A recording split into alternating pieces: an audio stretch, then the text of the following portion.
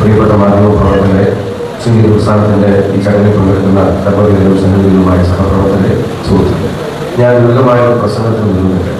നമ്മളെപ്പോഴും പറഞ്ഞ 36 കോടി രൂപ ഈ സേവന പ്രവർത്തനങ്ങളുടെ ഭാഗമായി ഒരു ആപ്പിലൂടെ അത് കളക്ട് ചെയ്യാൻ സുനീൽ പ്രസ്ഥാനത്തിന് സാധിച്ചതിനെ സംബന്ധിച്ച് നമ്മൾ പറയേണ്ടത്.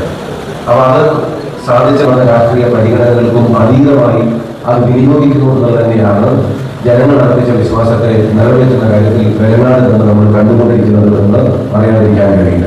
വയനാടിനുണ്ടായ ദുരന്തവും അതിലേക്ക് പറഞ്ഞതുപോലെ ആളുകളെല്ലാവരും അവിടെ ഓടിയെത്തിയതും അവിടെ നിരവധി നൂറുകണക്കിന് ജീവൻ നഷ്ടപ്പെട്ടതും നൂറുകണക്കിന് ആളുകളെ കാണാതായതും ഉൾപ്പെടെയുള്ള കാര്യങ്ങളൊക്കെ പറഞ്ഞു. സത്യം പറഞ്ഞാൽ ജീവൻ പോയ ആളുകളുടെ എണ്ണം വിളിച്ചു നിർത്തിയാൽ വയനാടുണ്ടായ ദുരന്തത്തെ ഒരിക്കലും ചെറുതായി കാണാൻ പറ്റില്ല എന്നത് ഇവിടെ വന്നു കണ്ടാൽ എല്ലാ ആളുകളും മനസ്സിലാക്കി. ഇവിടെ വന്ന് കണ്ട ആളുകൾ ഇത് പറഞ്ഞാലും കേട്ടാലും അറിയില്ല, നേരിട്ട് കണ്ടാൽ തന്നെ അറിയുന്ന തരത്തിൽ അത്ര വലിയ